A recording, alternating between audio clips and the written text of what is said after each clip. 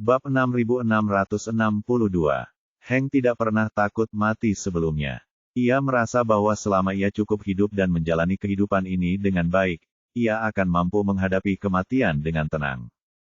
Tentu saja, menurut idenya sendiri, dia sangat kaya dan sangat memperhatikan kesehatannya sehingga masalah apapun akan segera ditangani dan diobati. Dalam kasus ini, hidup hingga usia 80 tahun seharusnya tidak menjadi masalah. Selama dia bisa hidup hingga usia 80 tahun, pada dasarnya dia akan merasa puas.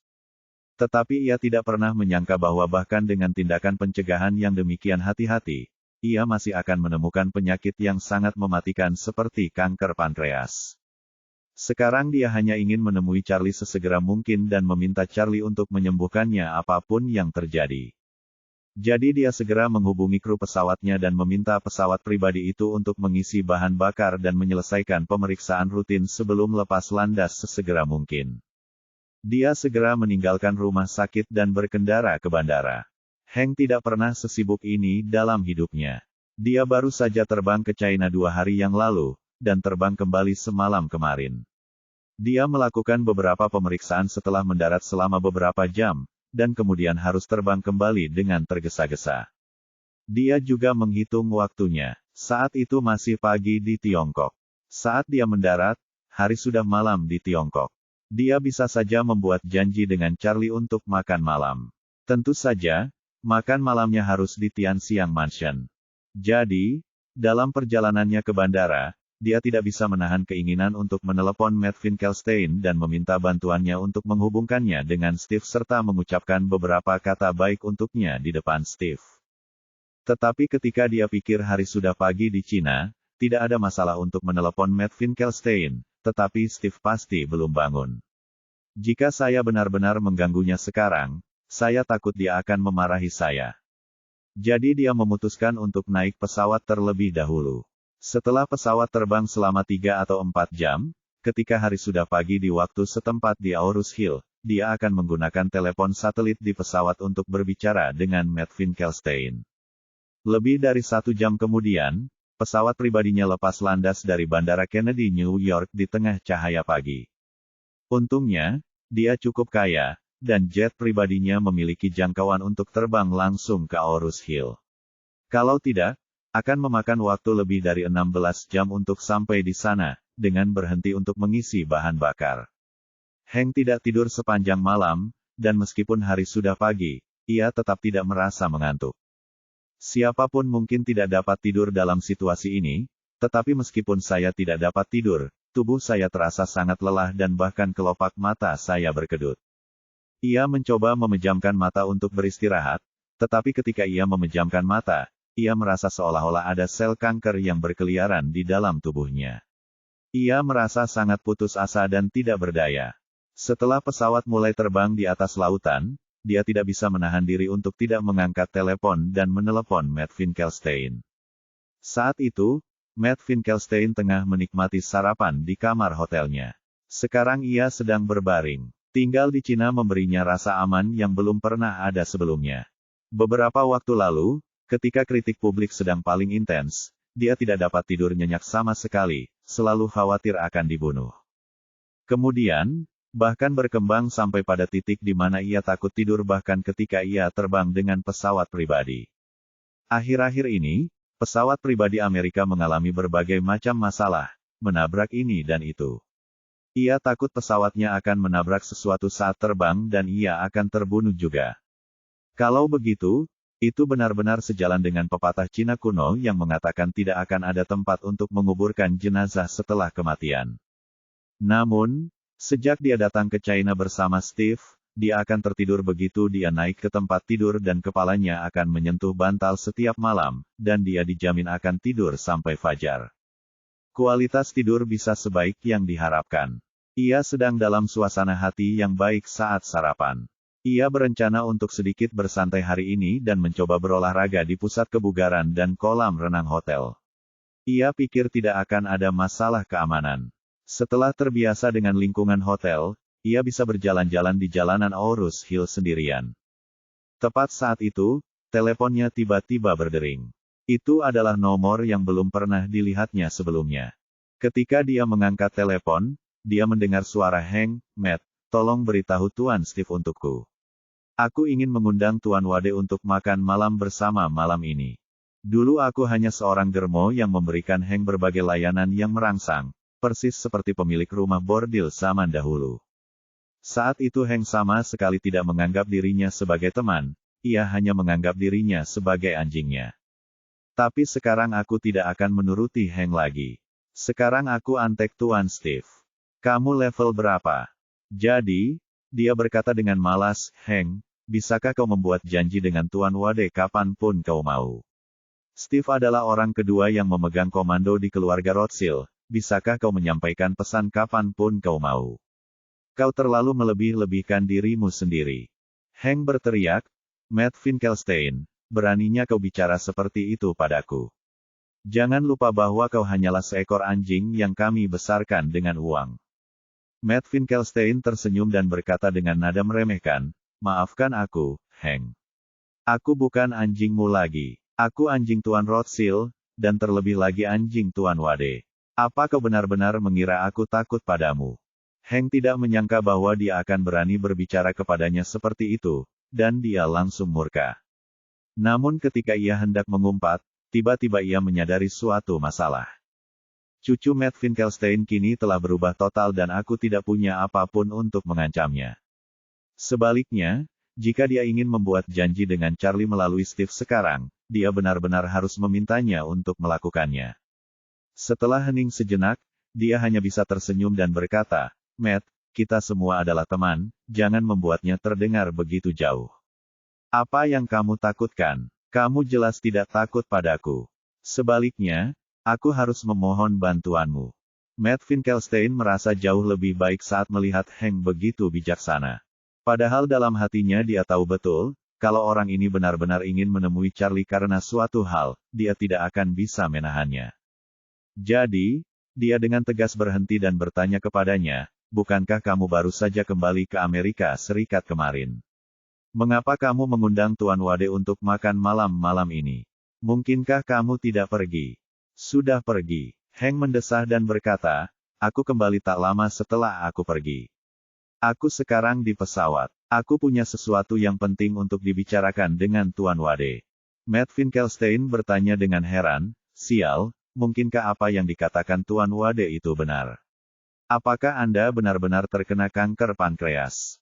Hank berkata dengan nada tertekan, "Jangan bahas itu lagi. Tuan Wade benar-benar dewa. Dia menyuruhku untuk impoten, dan aku pun menjadi impoten. Dia bilang aku menderita kanker pankreas, dan aku benar-benar menderita kanker pankreas. Dokter bilang kemungkinan aku bertahan hidup selama 5 tahun kurang dari 10%. Sekarang aku sudah berubah pikiran dan memutuskan untuk mengikuti Tuan Wade selamanya." Matt Finkelstein berseru, "Saya pernah mendengar Tuan Rothschild dan Tuan Hong dari Tianxiang Mansion berbicara tentang Tuan Wade. Tuan Hong mengatakan bahwa Tuan Wade memiliki julukan yang disebut naga sejati di bumi. Tampaknya reputasinya memang pantas." Hank memohon, "Matt, demi persahabatan kita, silakan pergi dan sampaikan salamku kepada Tuan Rothschild. Ini telepon satelitku. Silakan hubungi aku kapan saja jika terjadi sesuatu." Bab 6663. Ketika Steve mendengar dari Matt Finkelstein bahwa Hank benar-benar didiagnosis menderita kanker pankreas selama perjalanannya ke Amerika Serikat, dia terkejut dan merasa bahwa semuanya sudah tidak terduga. Tidak ada keraguan jika Charlie benar tentang masalah ini, tetapi akan sangat aneh jika dia tidak benar. Jadi dia berkata kepada Matt Finkelstein, "Katakan padanya untuk langsung pergi ke Tianxiang Mansion setelah dia turun dari pesawat. Saya akan berkomunikasi dengan Tuan Wade. Jika Tuan Wade tidak pergi, saya akan menemuinya terlebih dahulu." Matt Finkelstein segera bertanya dengan hormat, "Tuan Rothschild, apakah Anda masih akan menagihnya untuk makan malam ini? Jika ya, saya akan memberitahu dia sebelumnya." Menurut Matt Finkelstein, Charlie sebelumnya mengenakan biaya sebesar $10 juta AS untuk setiap orang dan setiap makanan. Sekarang setelah Hank kembali, dia pasti tidak akan melewatkan kesempatan ini untuk menghasilkan uang. Petik 2. Steve tersenyum dan berkata, "Kita harus membayar makanannya. Dia pikir dia siapa? Bagaimana mungkin dia pantas ditraktir makan oleh Tuan Wade? Matt Finkelstein tersenyum dan berkata, saya mengerti. Jangan khawatir, saya akan segera memberi tahu dia. Setelah Steve menutup telepon, dia menelepon Charlie dan melaporkan situasinya dengan jujur. Ketika Charlie mendengar bahwa Hank telah kembali, dia tersenyum dan berkata, orang tua ini benar-benar mampu membuat masalah. Bagaimana kalau begini? Ketika dia tiba di rumah Tianxiang, beritahu aku dan aku akan pergi menemuinya. Setelah lebih dari 10 jam penerbangan, ketika pesawat pribadi Hank mendarat di Bandara Aorus Hill, waktu sudah lewat pukul 7 malam. Begitu mendarat, dia menggali menuju Tianxiang Mansion tanpa henti. Ketika tiba di Tianxiang Mansion, Orville kebetulan sedang duduk di lantai pertama Tianxiang Mansion. Ia melaksanakannya ke depan dan berkata dengan penuh hormat, Hai, Tuan Hong, tolong atur kotak berlian dari kemarin. Saya ingin mengundang Tuan Wade dan Tuan Rothschild untuk makan malam ini. Orville berkata, Anda harus memesan Diamond Box terlebih dahulu. Diamond Box sudah dipesan untuk malam ini. Kemudian dia bertanya dengan bingung, Anda mengundang Tuan Wade untuk makan malam, mengapa saya tidak menerima instruksi apapun dari Tuan Wade? Hank menjelaskan, Tuan Rothschild lah yang menyuruh saya untuk menemui Anda terlebih dahulu setelah mendarat. Dialah yang seharusnya berkomunikasi dengan Tuan Wade. Orville berkata, kotak berlian biasanya disediakan untuk Tuan Wade, tetapi hari ini Nona Tawana Sweet membawa makan malam, jadi Tuan Wade meminta saya untuk memberikan kotak berlian. Hank bertanya dengan canggung, apakah hanya ada satu kotak berlian? Saat ini, Hank sudah terkagum-kagum dengan Charlie. Ia merasa bahwa untuk seseorang dengan status seperti Charlie yang bisa makan di sini, ia pasti mendapatkan ruang privat terbaik. Kalau tidak, kalau dia merasa aku lalai, aku benar-benar tidak akan mampu menjelaskan diriku dengan jelas. Orville berkata dengan santai, hanya ada satu kotak berlian, tetapi Anda bisa pergi ke kotak emas terlebih dahulu. Saya akan meminta petunjuk kepada Tuan Wade. Baiklah. Baiklah, Hank mengangguk cepat, kalau begitu terima kasih sudah berkomunikasi dengan Tuan Wade. Orville menelepon Charlie dan berkata dengan hormat setelah panggilan tersambung, Tuan Wade, orang Amerika bernama Hank datang lagi. Dia bilang ingin mentraktir Anda makan di kotak berlian di luar, tetapi kotak berlian itu sekarang digunakan oleh Nona Sweet. Menurut Anda, apa yang harus kita lakukan? Charlie tersenyum dan berkata, aku sudah makan di rumah. Kamu bisa memesan kamar pribadi lain dan menyuruhnya menungguku di sana. Aku akan ke sana sebentar lagi. Tapi ingat, biaya makan akan tetap dikenakan seperti biasa, tidak akan dikurangi sedikit pun. Orville buru-buru berkata, Tuan Wade, jangan khawatir, saya pasti akan mengaturnya. Setelah menutup telepon, dia berkata kepada Hank, Tuan Wade menyuruhmu pergi ke kotak emas dan menunggunya terlebih dahulu. Dia akan segera datang. Hemat, Hank sangat gembira sehingga ia segera menyerahkan tangan Orville dan berkata dengan gembira, terima kasih banyak, Tuan Hong. Orville mengangguk, dan Jiang Hanke pun menjadi bersemangat.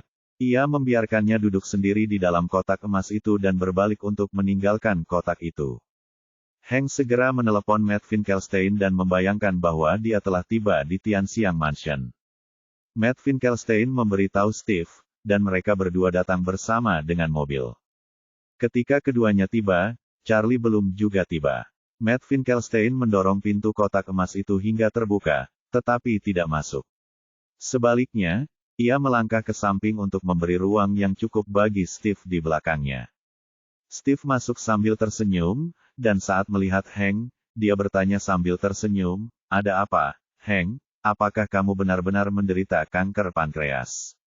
Hank melihat wajah Steve yang tersenyum dan tahu bahwa Steve sengaja mengejeknya. Dia berkata dengan wajah sedih, Tuan Rothschild, tolong jangan mengolok-olok saya. Saya benar-benar menderita kanker pankreas. Dokter mengatakan bahwa penyakit ini sangat berbahaya dan tingkat kelangsungan hidup 5 tahun hanya 10%. Steve tersenyum dan berkata, 1% tidak apa-apa. Bagi orang sepertimu, 1% itu banyak. Wajah Hank memerah, dan dia tersenyum canggung, Tuan Rothschild, Anda bercanda. Meskipun saya bukan siapa-siapa, saya juga ingin hidup 2 tahun lagi. Steve berkata dengan serius, kamu harusnya tinggal di Amerika Serikat untuk berobat. Mengapa kamu kembali begitu cepat? Hank berkata dengan tergesa-gesa, satu-satunya yang bisa menyelamatkanku sekarang adalah Tuan Wade. Saya harus kembali dan meminta bantuan Tuan Wade. Steve menampilkan 2 kali dan berkata, ketika kamu pergi, aku ingat kamu sepertinya tidak mempercayainya. Apakah kamu baru tahu bahwa Tuan Wade tidak dapat memahaminya setelah kamu kembali dan mengetahui tentang penyakitnya? Hank menghela nafas dan berkata, sejujurnya, Tuan Rothschild, saya memikirkan perjalanan pulang dan menyadari bahwa saya hanya tahu sedikit tentang dunia ini, dan saya kurang kagum dengan keajaiban negeri timur. Saya telah memutuskan kali ini. Di masa mendatang, saya akan mengikuti jejak Tuan Wade. Jika Tuan Wade dapat menyembuhkan saya akan menetap di Tiongkok untuk waktu yang lama seperti Matt dan melayani Tuan Wade dengan sepenuh hati. Saat itu, pintu didorong terbuka, dan Charlie masuk sambil tersenyum, dan berkata dengan nada bercanda, Hank, jika kamu tinggal di negara kami untuk waktu yang lama, dengan apa yang dilakukan orang-orang sepertimu, kamu akan dipenjara selama sisa hidupmu. Ketika Hank melihat Charlie masuk, dia berdiri dengan gembira, berjalan mengelilingi meja makan yang besar, berjalan cepat ke arah Charlie, berlutut di tanah sambil mengepel, dan memohon, Tuan Wade. Saya harap Anda dapat menyelamatkan hidup saya, Tuan Wade. Charlie bertanya kepadanya, mengapa? Apakah kanker pankreas telah didiagnosis ketika Anda kembali ke Amerika Serikat kali ini? Sudah pasti, Hank berkata cepat, saya memeriksa CA199 saya, dan lonjakan melonjak hingga lebih dari 600. Pemindaian sederhana dokter itu menemukan bahwa memang ada lesi di pankreas saya. Situasinya tidak optimis. Setelah itu, dia menangis dan berkata, Tuan Wade, Anda adalah satu-satunya orang di dunia ini yang dapat menyelamatkan saya. Saya mohon Anda untuk bermurah hati dan tidak mempermasalahkan kelengkapan saya sebelumnya.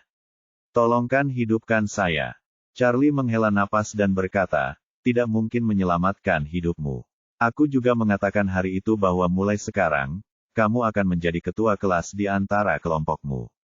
Sebagai ketua kelas, saya pasti akan memberikan beberapa keuntungan. Ketika Hank mendengar ini, dia bersujud kepada Charlie dengan gembira, bertanya, terima kasih, Tuan Wade. Terima kasih, Tuan Wade. Charlie pergelangan tangannya, jangan terlalu senang dulu. Aku bisa menyelamatkanmu, tapi ada perenang.